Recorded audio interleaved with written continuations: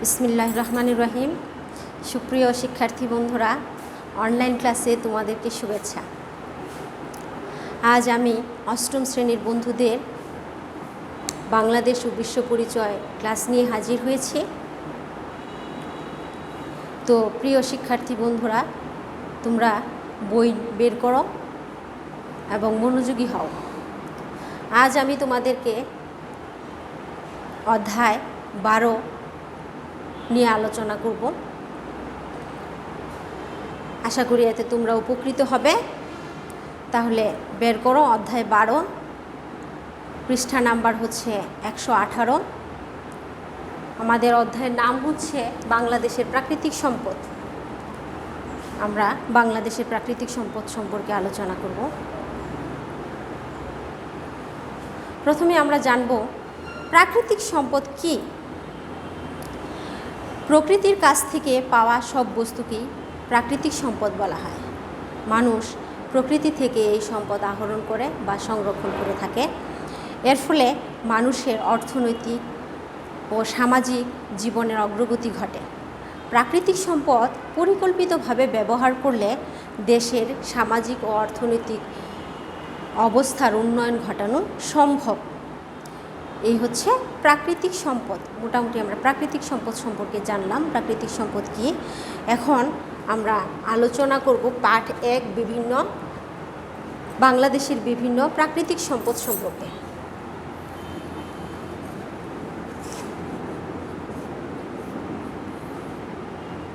পাঠ 1, বাংলাদেশের বিভিন্ন প্রাকৃতিক সম্পদ সম্পর্কে এখন আমরা আলোচনা করব।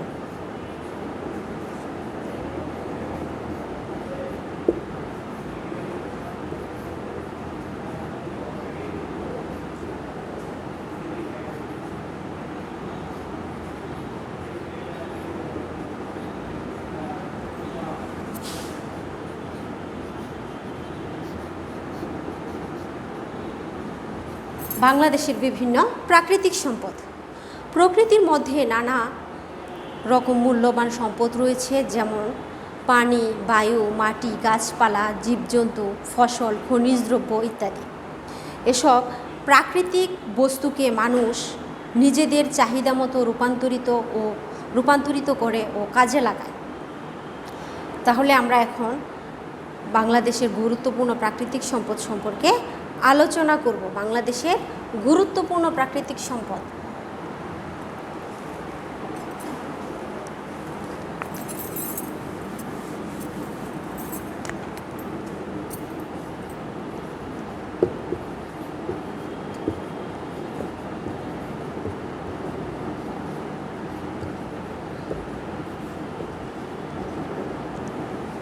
বাংলাদেশের গুরুত্বপূর্ণ প্রাকৃতিক সম্পদ। বাংলাদেশের গুরুত্বপূর্ণ প্রাকৃতিক সম্পদগুলো হচ্ছে মাটি,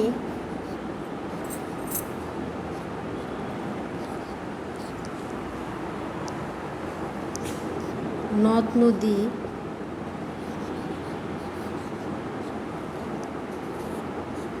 খনিজ সম্পদ,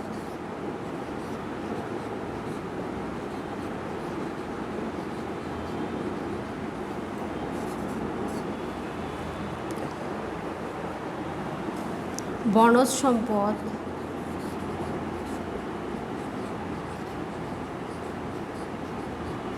মৎস্য সম্পদ,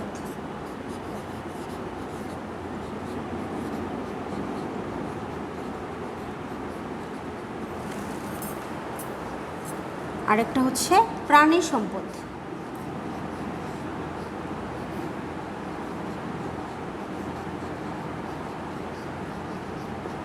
এই হচ্ছে বাংলাদেশের গুরুত্বপূর্ণ প্রাকৃতিক সম্পদ। এখন আমরা মাটি সম্পর্কে জানব। মাটি বাংলাদেশের মূল্যবান প্রাকৃতিক সম্পদ। এদেশের মাটি খুবই উর্বর। বেশিরভাগ এলাকায় বছরে 3টি ফসল উৎপন্ন করা হয়। উর্বর মাটির জন্য দেশের 10 ভাগের 1 ভাগ পাহাড়ি অঞ্চল। পাহাড়ে প্রচুর পরিমাণ প্রাণীজ, বনজ ও খনিজ সম্পদ রয়েছে। তারপরে আসি আমরা নদ নদী সম্পর্কে জানি। আমরা নদ নদী বাংলাদেশ হচ্ছে নদীমাতৃক দেশ। এদেশে ছোট বড় অনেক নদী রয়েছে। নদীগুলো মালামাল পরিবহনের সহজ মাধ্যম। নদীর পানি প্রবাহ থেকে বিদ্যুৎ উৎপাদন করা হয়। এছাড়া বিপুল পরিমাণ মৎস্য সম্পদ পাওয়া যায় এই নদ নদী থেকে। তারপরে আসি আমরা খনিজ সম্পদ। খনিজ সম্পদ কী? বাংলাদেশের মাটির নিচে নানা রকম মূল্যবান খনিজ সম্পদ রয়েছে। এগুলো হচ্ছে চীনামাটি, গ্যাস, কয়লা, চুনাপাথর, সিলিকা বালি ইত্যাদি। তারপরে আসি আমরা বনজ সম্পদ সম্পর্কে জানি। বনজ সম্পদ হচ্ছে বাংলাদেশের মোট বনভূমির পরিমাণ হচ্ছে 24,938 বর্গ কিলোমিটার। দেশের মোট ভূভাগের 16 ভাগ হচ্ছে বন। বনে রয়েছে নানা রকম মূল্যবান গাছপালা। এগুলো আমাদের ঘরবাড়ি ও নানা রকম আসবাবপত্র তৈরির ক্ষেত্রে কাজে লাগে, আমরা ব্যবহার করি। এছাড়া বনে রয়েছে পাখি ও প্রাণী সম্পদ। প্রাকৃতিক ভারসাম্য রক্ষার জন্য বনের গুরুত্ব অপরিসীম। আমাদের আরও বেশি বনাঞ্চল থাকা প্রয়োজন ছিল। আমাদের দেশে 25% বনাঞ্চল রয়েছে। এজন্য আমাদের আরও বেশি করে কী করতে হবে? গাছ লাগাতে হবে। প্রিয় শিক্ষার্থী বন্ধুরা, এই হচ্ছে আমরা বনজ সম্পদ সম্পর্কে জানলাম। তারপরে হচ্ছে মৎস্য সম্পদ। আমরা মৎস্য সম্পদ সম্পর্কে জানব। মৎস্য সম্পদ হচ্ছে বাংলাদেশের অনেক নদ নদী, খালবিল ও দেশের দক্ষিণে বঙ্গোপসাগর রয়েছে। এসব খালবিল নদ নদীতে রয়েছে প্রচুর মিঠা পানির মাছ। এছাড়া সামুদ্রিক মাছও আমাদের খাদ্যের চাহিদা পূরণ করেছে এবং মাছ ধরে অনেক মানুষ জীবিকা নির্বাহ করে। এজন্য মৎস্য সম্পদ থেকে আমরা অনেক কিছু উপকৃত হতে পারছি। প্রাণী সম্পদ। বাংলাদেশের দক্ষিণ অঞ্চল জুড়ে রয়েছে বঙ্গোপসাগর। সাগর তীরে গড়ে উঠেছে দুটি সমুদ্র বন্দর, একটা হচ্ছে মংলা আর একটা হচ্ছে চট্টগ্রাম। সাগরের পানি থেকে আমরা লবণ উৎপন্ন করি। তাছাড়া সাগর থেকে আহরণ করি প্রচুর পরিমাণে মাছ। এগুলোই আমাদের গুরুত্বপূর্ণ প্রাকৃতিক সম্পদ। এগুলি হচ্ছে আমাদের গুরুত্বপূর্ণ প্রাকৃতিক সম্পদ। যদিও জনসংখ্যার তুলনায় কোনো সম্পদ একেবারেই কম, তবে সুষ্ঠু পরিকল্পনার মাধ্যমে আমরা যদি এগুলো ব্যবহার করি তাহলে সীমিত সম্পদ দিয়ে দেশ সমৃদ্ধ হতে পারবে। তারপরে আমরা পড়ব পাঠ 2। তারপরে আমরা পাঠ 2 সম্পর্কে আলোচনা করব। পাঠ 1 গেল।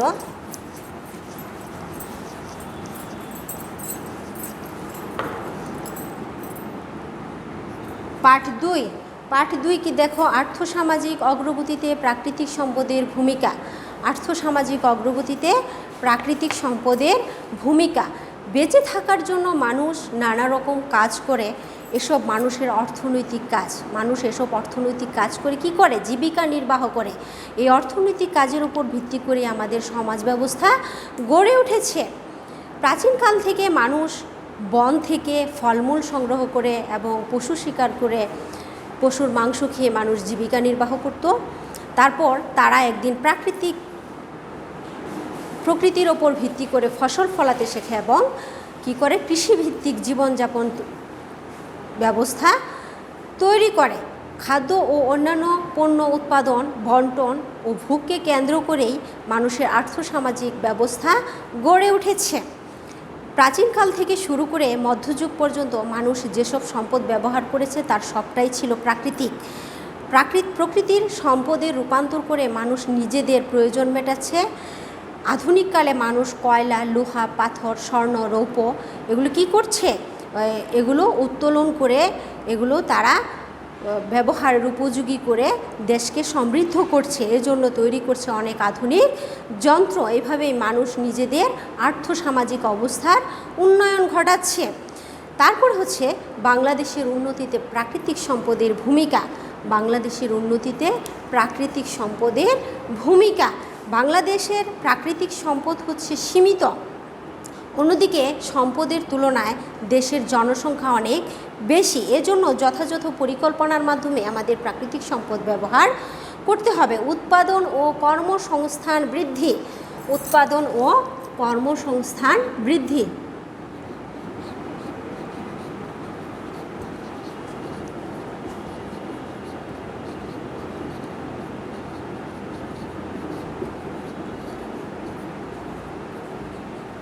উৎপাদন ও কর্মসংস্থান বৃদ্ধি। আমাদের দেশটি কৃষি প্রধান, আমাদের দেশ হচ্ছে কৃষি প্রধান দেশ। এদেশের মাটি খুবই উর্বর। কথায় বলে তুমি যদি রাগ করে এক মুঠ ধান ছিটিয়ে দাও তাহলে সেখান থেকেও কি হবে, চারা গাছ হবে, চারা হবে, ধানের চারা হবে। এই উর্বর মাটি যথাযথভাবে ব্যবহার করলে কৃষি উৎপাদন কি হবে, আরও অনেক বেড়ে যাবে। আবার শিল্পায়নও করতে হবে পরিকল্পিতভাবে। কৃষিকাজে উন্নত প্রযুক্তি ব্যবহার করে আমরা উৎপাদন বাড়াবো এবং নতুন নতুন কর্মসংস্থানের সৃষ্টি হবে। এগুলো শুধু শহরেরই উন্নতি হবে না, এতে গ্রামও অনেকটা উন্নতিতে এগিয়ে যাবে। ফলে কাজের জন্য তখন আর মানুষকে শহরমুখী হতে হবে না, গ্রামে তারা কাজের কর্মসংস্থান পাবে। সুষম খাদ্যের অভাব,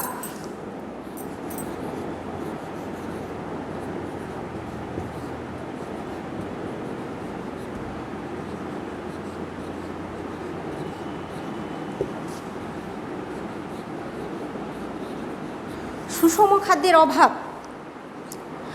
বর্তমানে গবাদি পশু, হাঁস মুরগি ও মৎস্য এই 3 ধরনের প্রাণীজ সম্পদের ব্যবহার বেড়েছে। এর ফলে সুষম খাদ্যের অভাব পূরণ হচ্ছে। অন্যদিকে লক্ষ লক্ষ খামার সৃষ্টির ফলে বহু মানুষের কর্মসংস্থান সৃষ্টি হচ্ছে। তারপরে হচ্ছে সেচ সুবিধা প্রদান। তারপরে হচ্ছে সেচ সুবিধা প্রদান।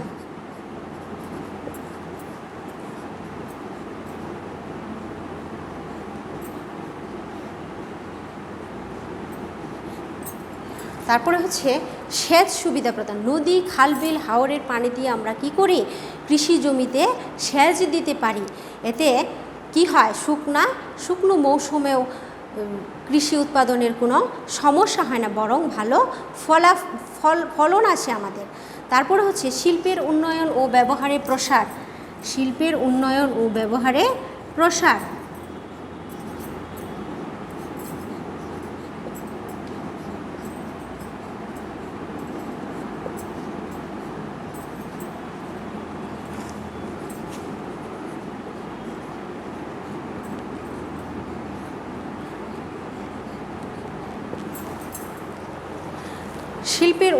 ও ব্যবহারে প্রসার। দেশে গ্যাস, কয়লা, চুনাপাথর আমাদের জীবনযাত্রায় কাজে লাগছে। এভাবে প্রাকৃতিক সম্পদের ব্যবহার হচ্ছে এবং শিল্পের প্রসার ঘটছে। তারপরে হচ্ছে বনজ সম্পদের ভূমিকা।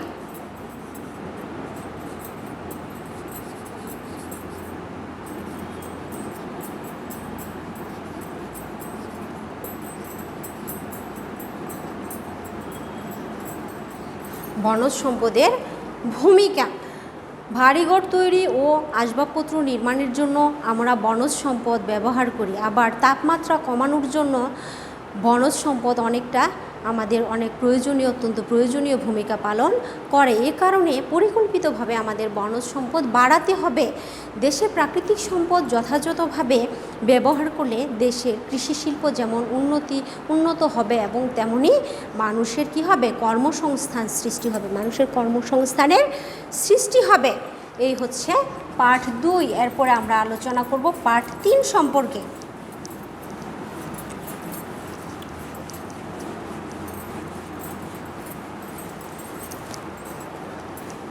এরপর আমরা পার্ট 3 সম্পর্কে আলোচনা করব। পার্ট 3 কি দেখো প্রিয় বন্ধুরা, পার্ট 3 হচ্ছে বাংলাদেশের জীববৈচিত্র্য কি দেখো। প্রকৃতির মধ্যে নানা রকমের জীব যে নিয়মে বেঁচে থাকে বা জীবনযাপন করে তাকেই সংক্ষেপে বলা হয় জীববৈচিত্র্য। মানুষ, প্রাণী ও কীটপতঙ্গ, জীবজগৎ প্রকৃতির মধ্যে ভারসাম্য বজায় রেখেই বেঁচে থাকে। জলবায়ু ও তাপমাত্রার নানা পরিবর্তনের ফলে জীবজগতের বিভিন্ন প্রাণী ও তরুলতার জন্ম ও মৃত্যু ঘটে। লক্ষ লক্ষ বছর আগে পৃথিবীর জলবায়ুতে যেসব প্রাণী ছিল, এখন আস্তে আস্তে অনেক প্রাণী কী হয়েছে, বিলুপ্ত হয়ে গেছে। সেটা জলবায়ু এবং তাপমাত্রার কারণে। এর জন্য আমাদের কি করতে হবে, বেশি বেশি করে গাছ লাগাতে হবে। আমরা গাছ থেকে অক্সিজেন পেয়ে থাকি এবং সবুজ গাছপালা যে অক্সিজেন ছড়িয়ে দিচ্ছে তা গ্রহণ করে প্রাণীরা বেঁচে থাকে। আবার প্রাণীদের কাছ থেকে আমরা প্রয়োজনীয় নাইট্রোজেন পাই। ফলে বিভিন্ন প্রাণী থেকে বনে বিভিন্ন প্রাণী একে অন্যকে শিকার করে বেঁচে থাকে। প্রাণীদের বংশবিস্তার ঘটে একই নিয়মে। ঘূর্ণিঝড়ে সুন্দরবনের প্রাণী ও গাছপালার ক্ষতি হয়, আবার প্রকৃতির নিয়মে সুন্দরবন গাছপালা ও প্রাণীতে পরিপূর্ণ হয়ে ওঠে। বাংলাদেশের জীববৈচিত্র্যের অবস্থা, বাংলাদেশের জীববৈচিত্র্যের অবস্থা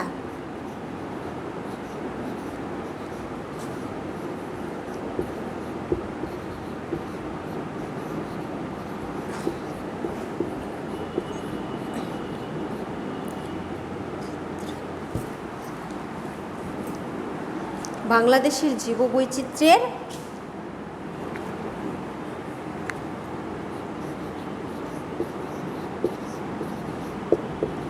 অবস্থা, বাংলাদেশের জীববৈচিত্র্যের অবস্থা সম্পর্কে আমরা এখন জানব।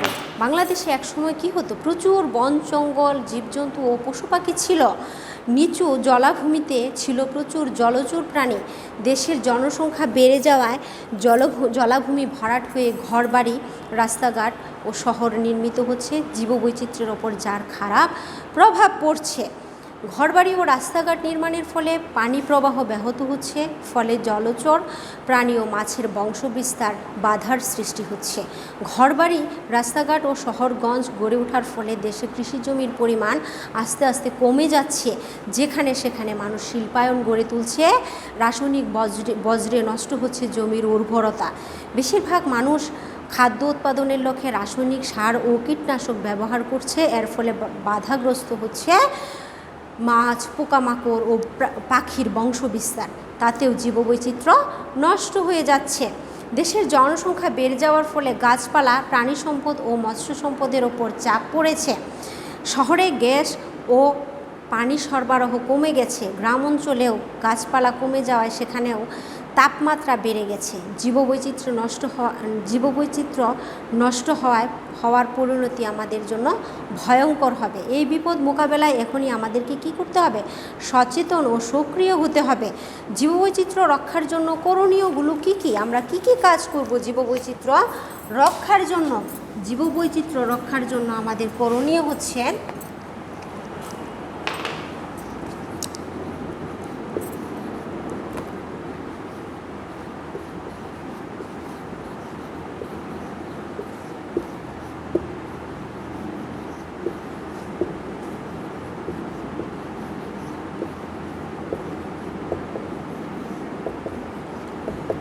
জীববৈচিত্র্য রক্ষার জন্য আমাদের করণীয় হচ্ছে জনসংখ্যা কমিয়ে আনতে হবে, কৃষি জমি নষ্ট করা যাবে না, কৃষি উৎপাদন, জীববৈচিত্র্য রক্ষার নীতি অনুসরণ করতে হবে, অপ্রয়োজনে সার ও কীটনাশক ব্যবহার করা যাবে না, স্বাভাবিক পানি প্রবাহ বন্ধ করা যাবে না, জলধার নির্মাণ ও সংরক্ষণ করতে হবে, রাসায়নিক দ্রব্য ব্যবহার করে আমাদের প্রাকৃতিক নিয়ম মানতে হবে, খনিজ সম্পদ ব্যবহারে প্রাকৃতিক নিয়ম মানতে হবে, বনজ সম্পদ বাড়াতে হবে এবং দেশে আরও বন সৃষ্টি করতে হবে, পশু সম্পদ রক্ষা ও বৃদ্ধি করতে হবে। জীববৈচিত্র্য রক্ষার জন্য সরকারি ও ব্যক্তি পর্যায়ে কি করতে হবে, সর্বোচ্চ সতর্কতা অবলম্বন করতে হবে। প্রিয় শিক্ষার্থী বন্ধুরা, কেমন লাগলো তোমাদের আজকের ক্লাস? নিশ্চয়ই ভালো লেগেছে। তোমরা এই যেটুকু আজকে পড়াইলাম পার্ট 1, 2 এবং 3 এই আলোচনা থেকে তোমরা বাড়িতে আর একটু দেখবে এবং মনোযোগী হবে, বাসায় পড়াশোনা করো। সবার সুস্বাস্থ্য কামনা করে আজকের মতো শেষ করছি। আল্লাহ হাফিজ।